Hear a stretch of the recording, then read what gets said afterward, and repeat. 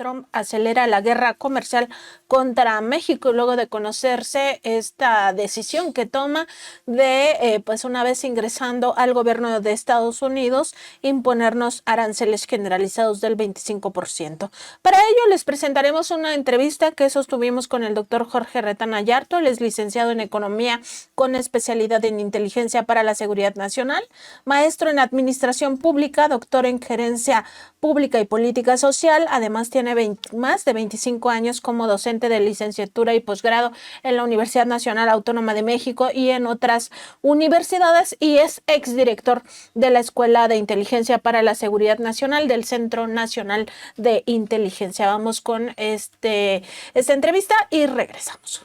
Ya estamos en esta entrevista con el doctor Jorge Retana Ayarto, experto en temas pues de análisis de seguridad nacional y también temas geopolíticos, geoestratégicos, y justo para abordar pues algunos asuntos que tienen que ver con la llegada del presidente Donald Trump a Estados Unidos, cómo impacta esta situación a nuestro país, y también, por supuesto, pues cómo o qué está pasando en estas tensiones entre la OTAN y Rusia. Nos parece importante pues revisar estos dos temas. Doctor, bienvenido al programa de Contralínea. Muchas gracias, Nancy. Mucho gusto en saludarte. Saludos a todos, a tus órdenes. Pues justo para preguntarle cómo observa pues este nuevo escenario. Ya sabemos que quien sustituirá en su momento a Joe Biden pues va a ser el republicano Donald Trump, y pues también estamos viendo la conformación de su propio gabinete con algún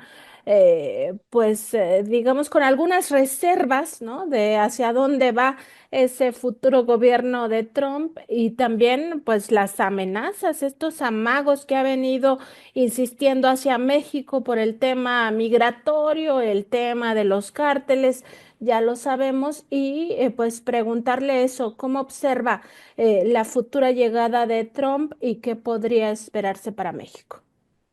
¿Cómo no? Correcto, Nancy. Gracias por la oportunidad. Mira, yo creo que tenemos dos grandes referentes de qué podemos esperar. La llegada de Donald Trump por segunda ocasión a la presidencia de los Estados Unidos representa un reto muy grande para México, un reto formidable por las características y el pensamiento ideológico de este presidente, sus raíces sociales, etcétera. Tenemos dos grandes referentes sobre lo que podemos esperar. El primero es la administración que ya tuvo en sus manos, es decir, el primer periodo en que él ya fue presidente. Ese es nuestro primer gran referente. Y el segundo es toda la campaña que realizó. El tercero, podríamos decir, que son las primeras medidas que empieza a tomar cuando todavía no ha sido declarado formalmente presidente constitucional de los Estados Unidos. Decía que es un reto magnífico porque, aunque la doctora Claudia Sheinbaum dice, no, va a estar tranquila la cosa, vamos a tener buenas relaciones, yo sinceramente no lo creo. Me parece que va a haber episodios muy fuertes de confrontación. Donald Trump, como Barack Obama, fijó mucho su atención en el tema de la inmigración indocumentada. Donald Trump lo convirtió en un tema de la seguridad nacional. El tema de la integración económica, el Tratado de Integración Económica, el famoso TEMEC, también lo convirtió en un tema de seguridad nacional. Entonces, estos dos temas que tú ya mencionabas correctamente y que él convirtió en temas de la seguridad nacional, porque hasta Barack Obama pues había distintas opiniones y se decía, bueno, México no puede opinar respecto de la inmigración porque ese es un tema de la legislación estadounidense. Sí, pero Donald Trump cambió esa narrativa, cambió el marco legal porque lo estableció ambas cosas, inmigración indocumentada y narcotráfico, como temas de la seguridad nacional. Esto quiere decir naturalmente que hay un endurecimiento de la postura. Ya no son simples problemas de la frontera, ya son problemas y de la relación bilateral, ya son problemas directamente de seguridad nacional para los Estados Unidos. Entonces ahí tenemos ese primer planteamiento. Después, no olvidar que Donald Trump le atribuye a México la capacidad de detener el flujo migratorio, el propio y el que viene desde América Central. Él está empeñado en que sea México quien detenga ese flujo de inmigrantes. Hoy, a diferencia del sexenio del presidente que inició ese sexenio con un planteamiento de bienvenidos hermanos centroamericanos, recordarás, y recordará también la audiencia. Habló de esa manera y entonces dice Trump, pues ahora me detienen ustedes todo el flujo que viene desde Centroamérica. En Centroamérica no solamente ha pasado el crimen transnacional a controlar la parte fundamental de la inmigración indocumentada, sino que hay despachos de abogados con asiento en California, en Texas, que estimulaban el tema de la inmigración indocumentada en masa, naturalmente para hacer más difícil su contención. Y entonces teníamos en ese momento el problema de que Donald Trump decía, ustedes los detienen, y si no, voy a tomar represalias muy severas que van a afectar gravemente la economía de México y especialmente el sector exportador. Entonces, naturalmente nos puso un jaque. La condición era que detuviéramos el flujo de indocumentados desde Centroamérica y los propios, que él no quería eso y que México se las arreglara, pero que los tenía que controlar. De lo contrario, él iba a sancionar a México con aranceles a sus exportaciones, con impuestos al flujo de divisas, etcétera, etcétera. Yo me acuerdo que en una entrevista que me hizo esta compañera que tenían ustedes, Erika, yo le planteé claramente que ese esquema que quería implantar Donald Trump representaba una guerra económica contra México que afectaba directamente la seguridad nacional de México. No eran simples medidas, un 15% más a las exportaciones, el 2% al flujo de remesas hacia México y otras medidas más. No eran medidas, no eran sanciones económicas como pueden haber muchas más, no. Era una guerra económica contra México para doblarlo en cuanto a las demandas que él planteaba, principalmente, conténganme la frontera sur de ustedes y conténganme su propia inmigración. Entonces nosotros podemos esperar un esquema que pueda resultar parecido a esto. Él ya acaba de nombrar a una persona para que sea algo así como el que esté vigilando todo lo que sucede en la frontera, sur de ellos, norte de nosotros, y él ya está desarrollando toda su capacidad de presión. En la entrevista con Claudia Sheinbaum, dice Claudia que se portó muy amable. Bueno, pues es un desplante diplomático, pero lo que él planteó en la inmigración, en la campaña, son 5 cosas principales, Nancy. Número 1, que va a efectuar la más grande deportación que haya existido en los Estados Unidos. Y habla de millones de personas que van a ser deportadas de Estados Unidos. Número 2, que si México no detiene todo ese flujo de inmigrantes indocumentados, sean mexicanos o vengan de Centroamérica, vengan de Asia, de donde sea, va a aplicar aranceles del 30% a las exportaciones de México. Número 3, sobre las organizaciones criminales planteó que, aprovechando que tiene ya, en ese momento pensaba tenerlo, hoy sabemos que lo tiene, la mayoría en los dos en el Congreso, en la Cámara de Representantes y en el Senado, que va a pedir al Congreso de los Estados Unidos que establezca la pena de muerte para los narcotraficantes.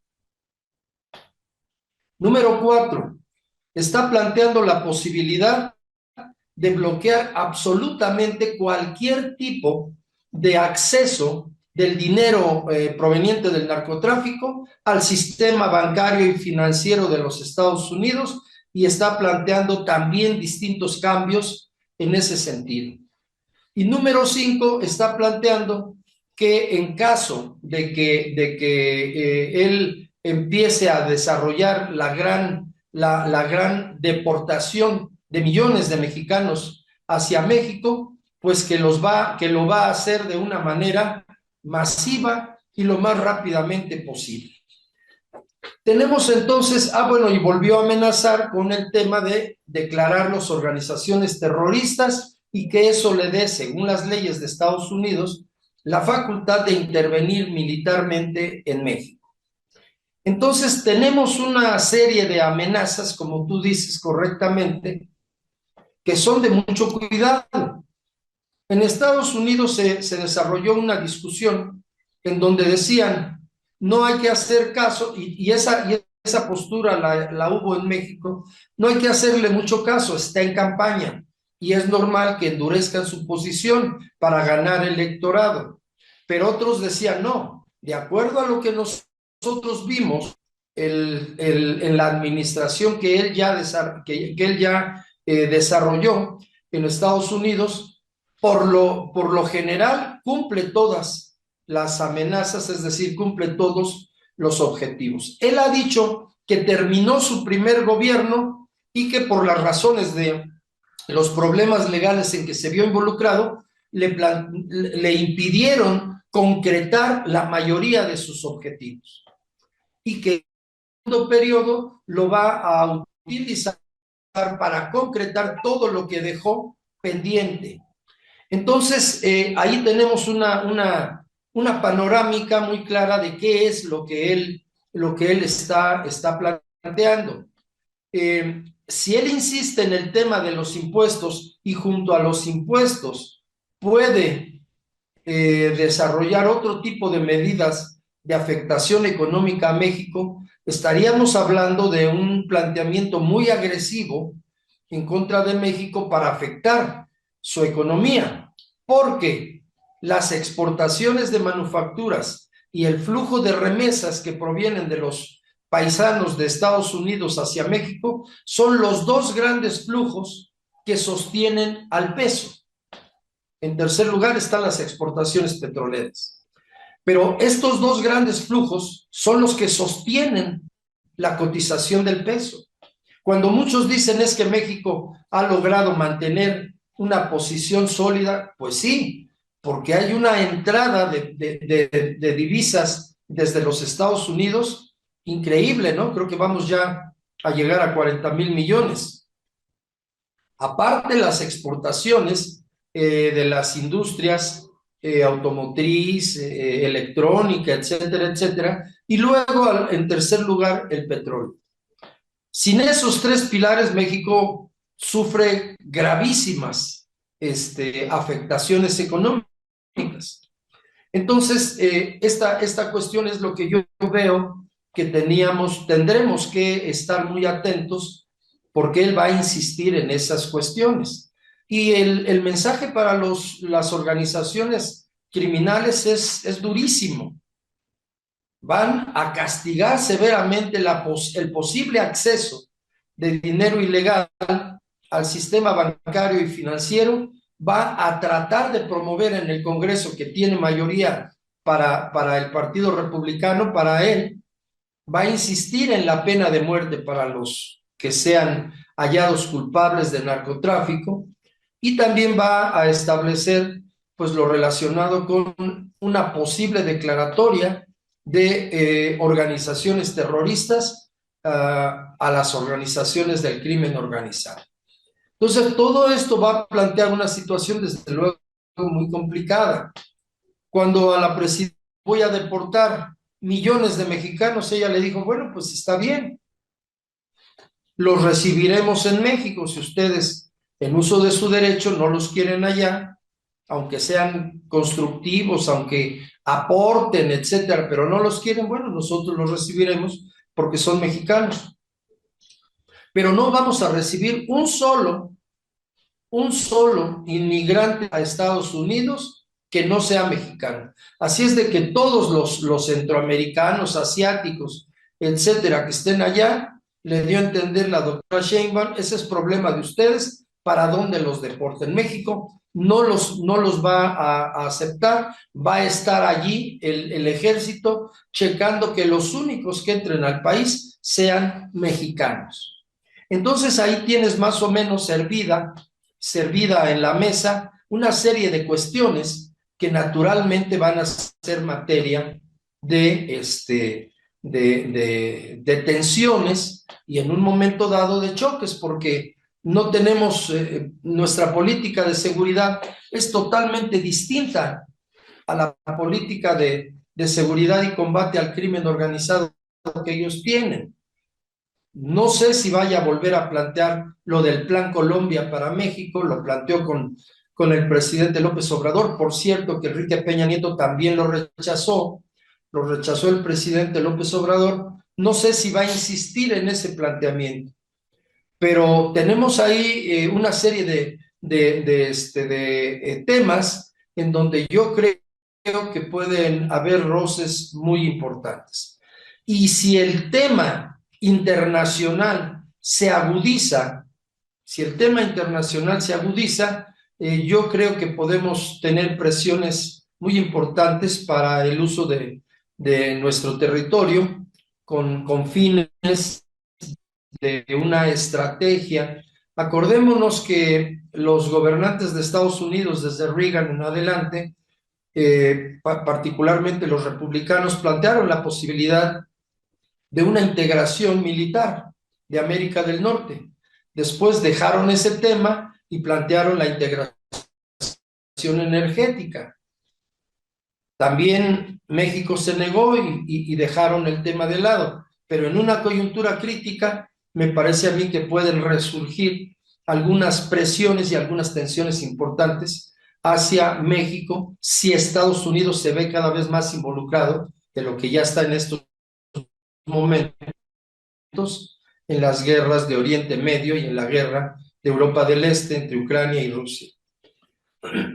Doctor, en este contexto, y yo sé que pues no tenemos una bola de cristal para saber qué es exactamente el escenario al que nos vamos a enfrentar, pero suponiendo que estuviéramos en el peor escenario, donde Estados Unidos realmente busque incluso violar nuestra soberanía nacional con estos operativos, pues de ingresar con sus fuerzas armadas a nuestro territorio supuestamente para detener o para enfrentar la crisis de los opioides allá, echándole toda la culpa a México, lo cual es absolutamente falso que nosotros tengamos toda la culpa de lo que les pasa allá. Enfrentando ese escenario, el peor escenario para nuestro país, que evidentemente conllevaría también la guerra económica.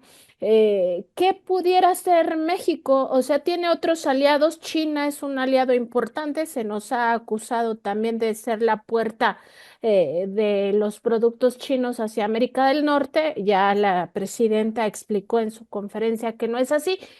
Pero finalmente China es un actor importante y en esta coyuntura Rusia también pudiera ser un actor importante. En fin, ¿qué nos quedaría en ese escenario de crisis de muchas vías? No solo es la crisis económica, sino también la crisis social de recibir pues a tantos millones de mexicanos y pues de alguna manera sostener esta situación. Sí, yo creo que la alternativa de México es preparar la defensa jurídica internacional de nuestro país, de nuestra soberanía y de nuestra autodeterminación. Y de una manera muy, pero muy cuidadosa, tratar de fortalecer sus relaciones con los grandes poderes que existen en este momento. Pero esa carta es muy peligrosa, Nancy, porque Estados Unidos podría pensar o podría tomar eso como pretexto para decir que México está buscando un cambio geopolítico y geoestratégico que le afecta, porque son sus grandes rivales estratégicos. Entonces, yo no veo mucho esa salida. Más bien buscar la necesidad de preparar una defensa jurídica internacional y diplomática de nuestro país. Recuerda cuando vino el canciller de Rusia a México y se entrevistó con Marcelo Ebrard, al otro día llegó el subsecretario de Asuntos Latinoamericanos de los Estados Unidos a ser el canciller ruso. Habían invitado a Putin al 200 aniversario de la consumación de la independencia y ya no volvieron a decir nada.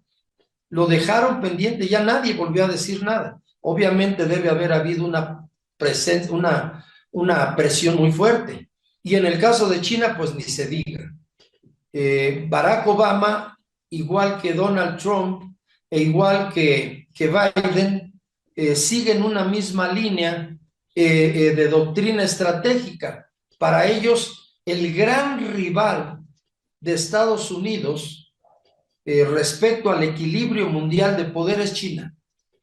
Y en el caso de Europa, el gran desafío es Rusia, pero lo ven más localizado al ámbito euroasiático. En el caso de China, ellos sostienen en sus elaboraciones de seguridad nacional, de defensa, sostienen que el que tiene capacidad para modificar el equilibrio de poder en el mundo por su potencia económica, por sus capacidades tecnológicas, porque tiene como proyecto, dicen ellos, dominar toda la región del Indo-Pacífico. Por todas esas razones consideran que el gran rival estratégico que ha metido en una situación de enorme, dicen los biólogos de Trump, de hipercompetitividad económica, es China. En el caso de Rusia hay un reto muy grande, pero ellos lo sienten más acotado hacia el tema euroasiático. Pero a China sí lo ven como una potencia con capacidad para modificar el equilibrio mundial del poder. Y claro, el más perjudicado sería Estados Unidos. Doctor, y también en este escenario que nos dice de respuesta, pues es que vemos a unas instituciones internacionales incapaces de frenar, por ejemplo, el genocidio en Gaza. Es decir, esta alternativa que nos plantea como el escenario que debía o la ruta que debería de tomar nuestro país. Pues en realidad tampoco es una solución porque estos organismos internacionales, sobre todo me refiero a la ONU, el Consejo de Seguridad o el tema de la Corte Penal Internacional o el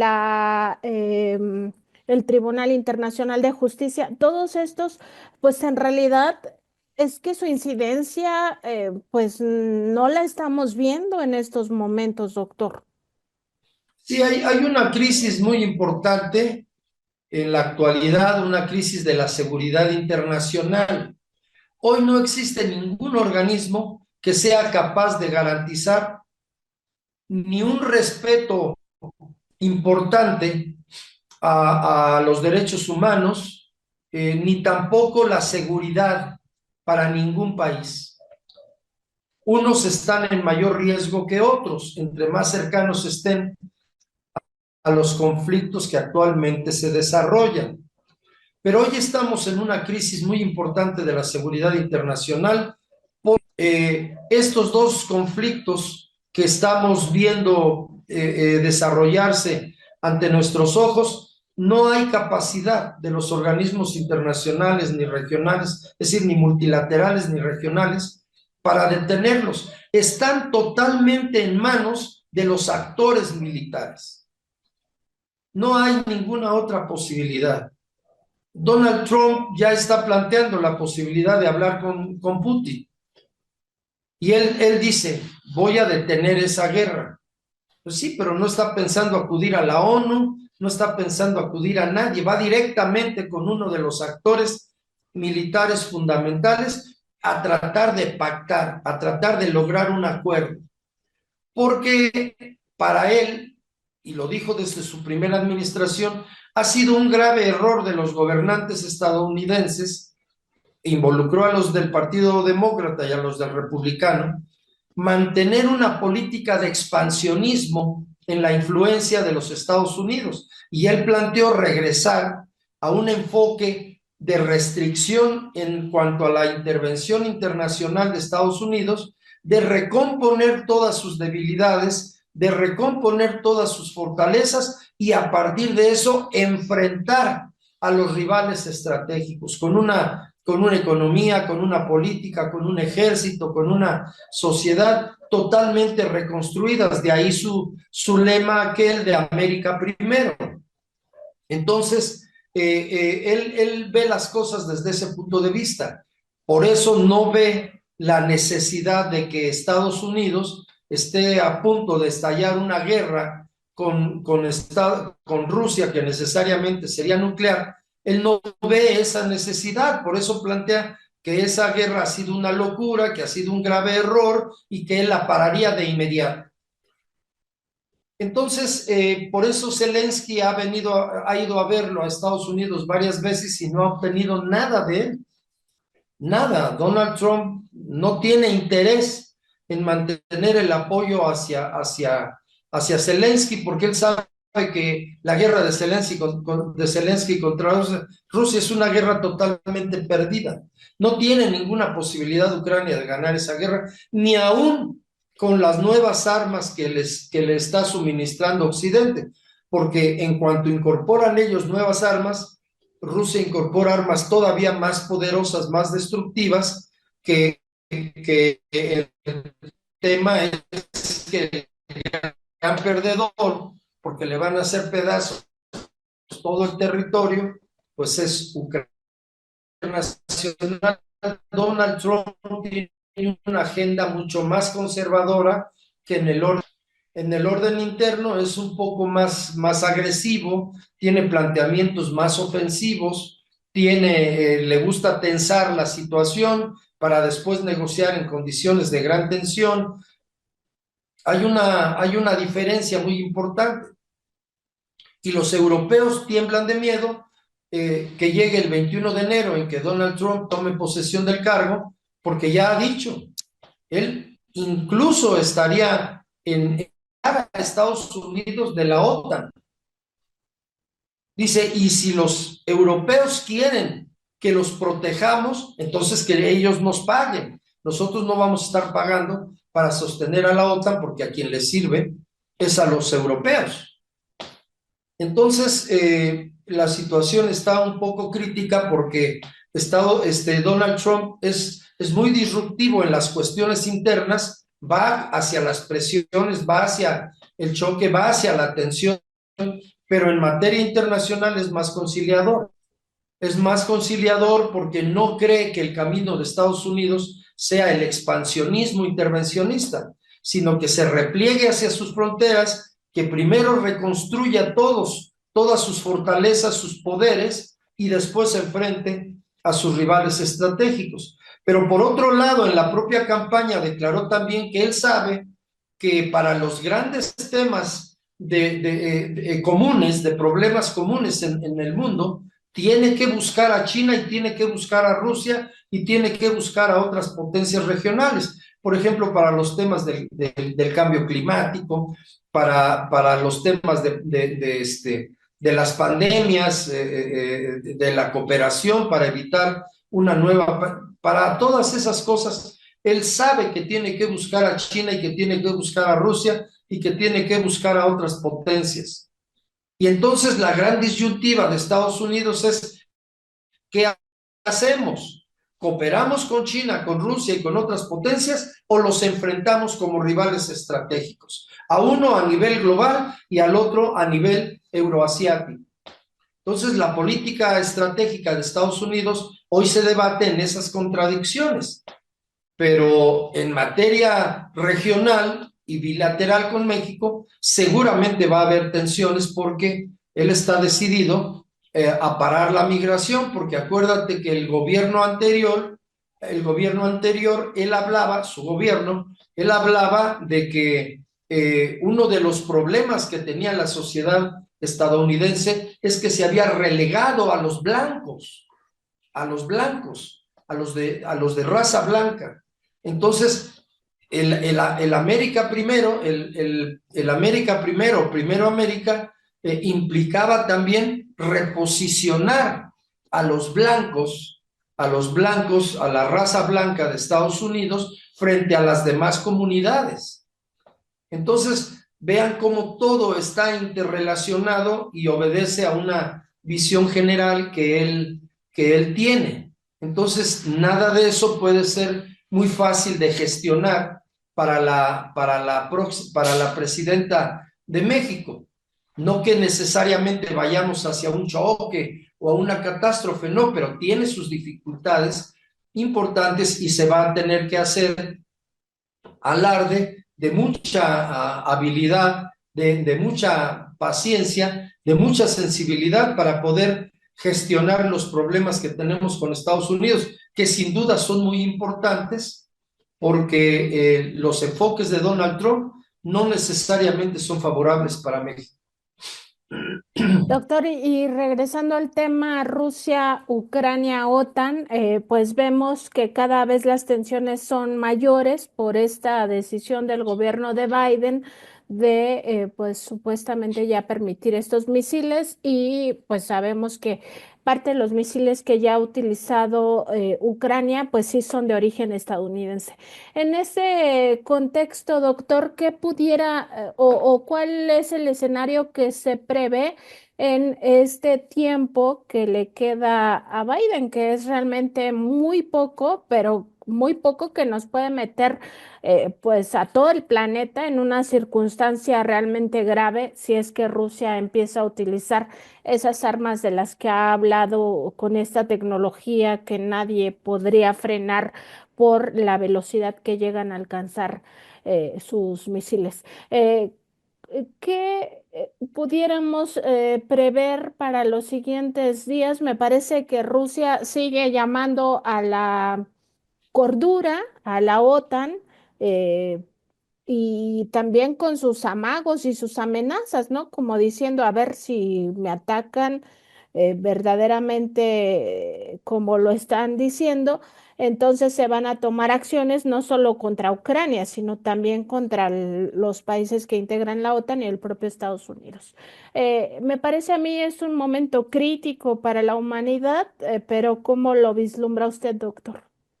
Mira, yo lo que observo es que, para empezar, la doctrina nuclear, o sea, la doctrina de uso de armas nucleares por parte primero de la URSS, era que jamás ellos iban a realizar un ataque primero.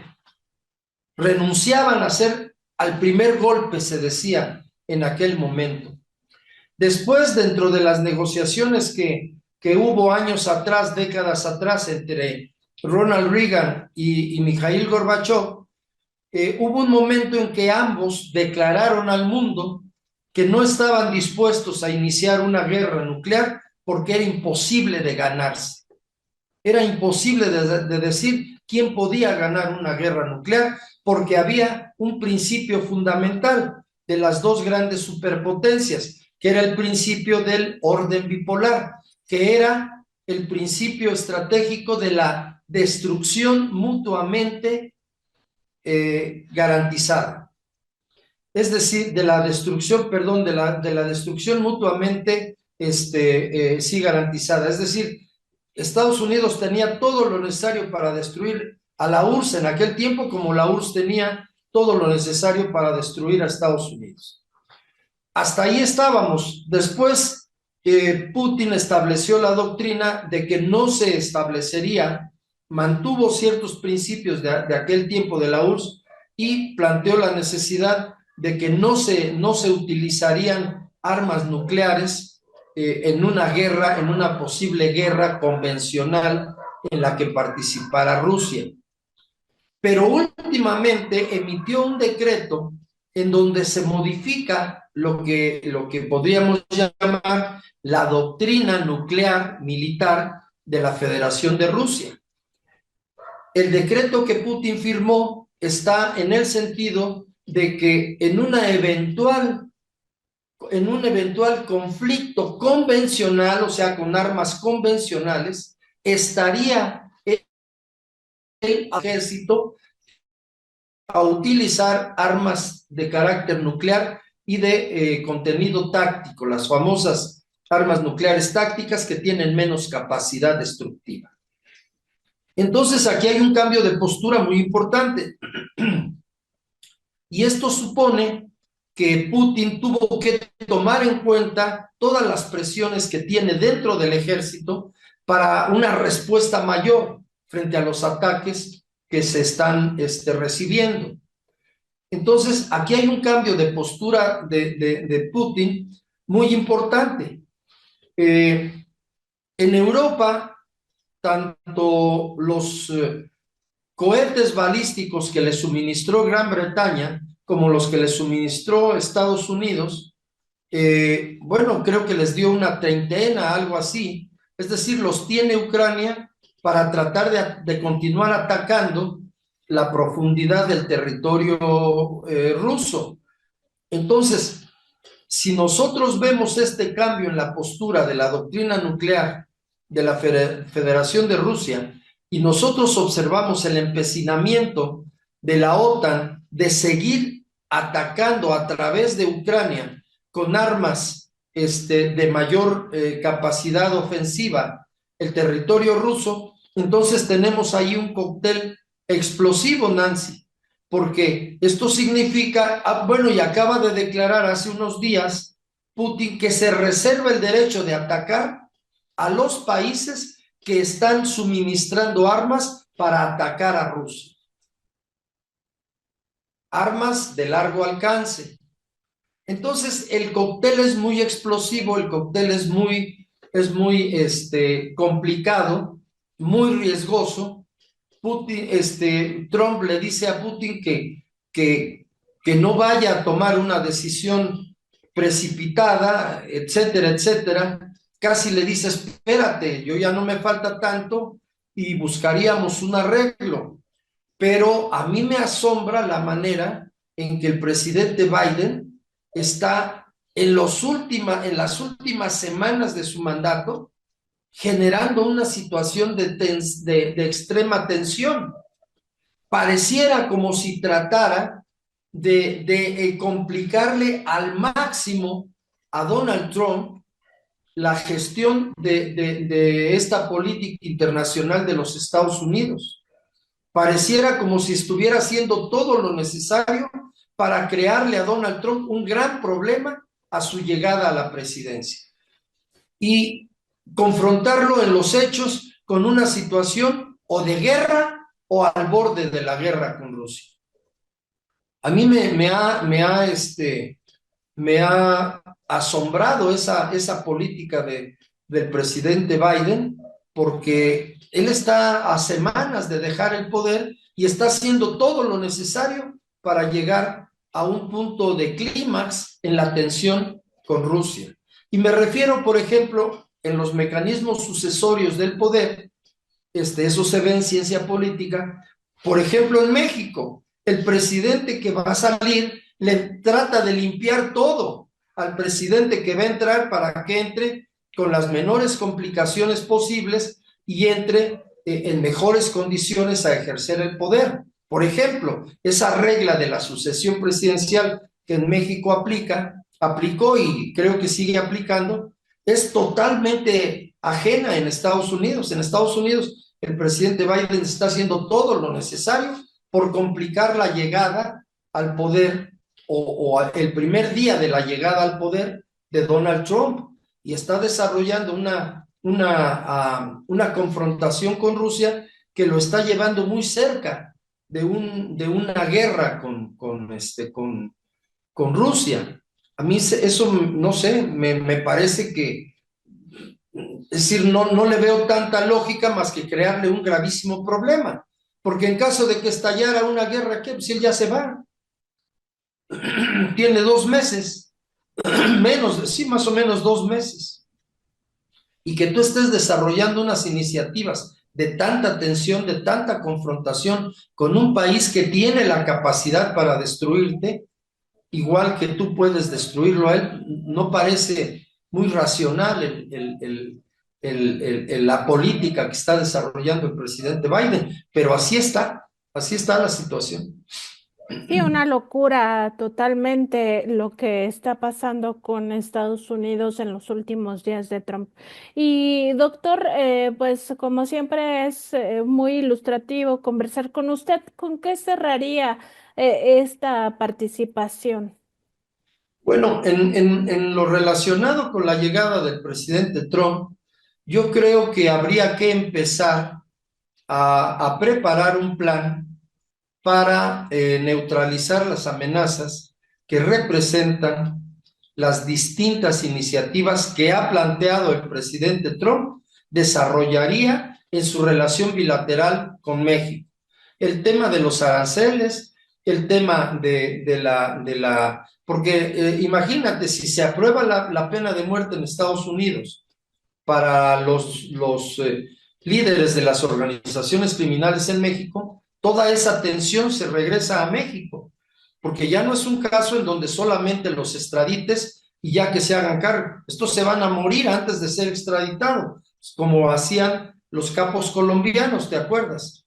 Preferimos una tumba en Colombia que una cárcel en Estados Unidos. Entonces yo creo que debería de elaborarse un plan para neutralizar todo el conjunto de amenazas que las propuestas o las iniciativas o las promesas que el presidente Donald Trump hizo en su campaña y que dijo que no le dio tiempo de implementar durante su administración pasada. Creo que no podemos estarnos esperando a que esas cosas empiecen a concretarse, sino debiéramos empezar a tener una respuesta, a construir respuestas en caso de que estas cosas se den. No olvidar que el secretario de la Defensa, uno de los secretarios de la Defensa de Donald Trump, explicó en sus memorias que Donald Trump le pidió en 2 ocasiones bombardear los laboratorios de fentanilo en territorio mexicano que tenía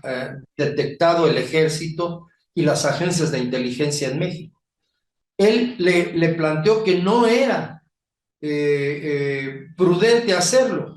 Y la respuesta de Trump, ahí está el libro, está escrito eso, y la respuesta de Trump dijo, lo haríamos, pero nosotros no aceptaríamos nunca que nosotros, es decir, un ataque de bandera falsa que se llama.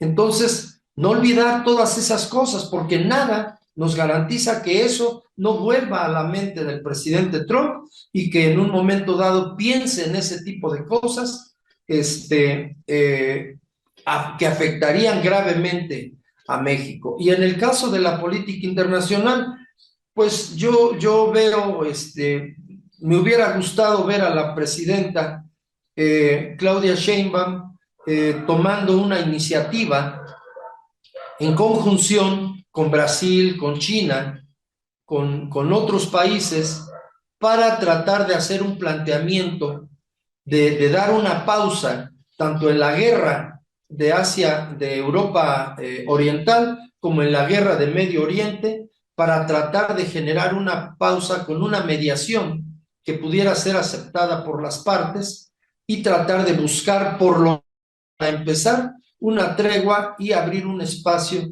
que pudiera ser de negociación. Los ánimos, los líderes, los procesos están demasiado enconados ya, pero creo que esa podría ser una ruta que hubiera seguido México. Desafortunadamente la presidenta, desafortunadamente para mí, no lo consideró necesario y entonces estamos al margen de lo que es la trama más importante de nuestros días en la política mundial. Doctor, pues como siempre, un gusto conversar con usted. Le agradecemos mucho estas reflexiones para nuestra audiencia. Muchas gracias a ti, Nancy. Saludos a todos por allá. Cuídense mucho. Gracias. Hay las consideraciones del doctor Jorge Retana Yarto en torno a esta pues posible guerra comercial, y ya nos decía en esta entrevista el experto en temas de seguridad nacional que muy probablemente Donald Trump sí cumpla pues estas amenazas, estos amagos, y México se tiene que preparar para ese escenario, aunque él no veía pues como muy viable esta opción de pues ya profundizar las relaciones con, por ejemplo, China. Pues ahí está el tema. Veremos también lo que anuncia el día de mañana la presidenta Claudia Sheinbaum en su conferencia de prensa, porque ha adelantado esta mañana que estará presente el secretario de Economía, Marcelo Ebrard, que ya tuvo trato en su momento con el equipo de Donald Trump, y también que estarán presentes pues los asesores desde la iniciativa privada. Seguramente presentarán ya un plan mucho más aterrizado para nuestro país en un escenario pues el más terrible que se pudiera esperar, que ya es la guerra comercial declarada y este aumento de aranceles por parte de los dos países, algo en lo que perderían pues ambas naciones, Aníbal. Así es parte de esta política que tiene el ahora presidente electo Donald Trump, y también hay que recordar que en el periodo anterior, cuando en su primer mandato en 2017, cuando lo inició, hizo mucho de esta política de imponer aranceles, empezó ahí la guerra comercial y esta imposición de aranceles también con China, y lo que demostró incluso después, ya cuando terminó su administración, es que tenían muchas vulnerabilidades y muchas debilidades en la economía estadounidense, y hay un estudio en particular que recuerdo que fue muy relevante porque la industria del acero, que es importante no solamente por lo que implica esta industria por sí sola, sino también por las implicaciones que tiene en términos de la industria armamentista, de la industria de la manufactura, de la cantidad de empleos que eso implica.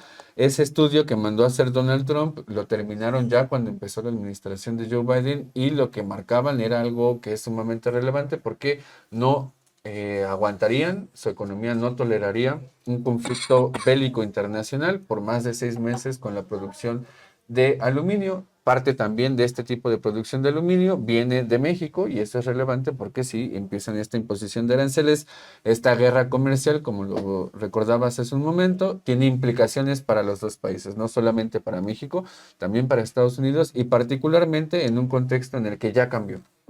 El mundo ya no es el mundo del 2017, ya pasamos una pandemia, ya pasamos incluso una crisis económica bastante fuerte, no a raíz de la pandemia, sino desde 2019, que se agrava con la pandemia, y estos conflictos internacionales de los cuales habló Jorge Retana y que también ha hablado en otras ocasiones. Entonces, el mundo es totalmente diferente a como lo conocíamos antes de la pandemia, cuando estuvo Donald Trump, y ahora esta cantidad de estudios que ha mandado a hacer la presidenta Claudia Sheinbaum para que podamos tener también un panorama general de las relaciones bilaterales, de la importancia que hay de esta relación con Estados Unidos, pero particularmente un tema fundamental. Ya es una codependencia entre México, Estados Unidos y Canadá. Es muy difícil romper este tipo de relaciones. Hay un determinante geográfico que es sumamente importante, que es irrompible. No hay forma de eliminar esa frontera con Estados Unidos. Es parte también de ese, pongámoslo así, de ese destino entre las dos naciones, pero la relación comercial, bilateral, de migración, de incluso de temas de seguridad, ya es totalmente distinta.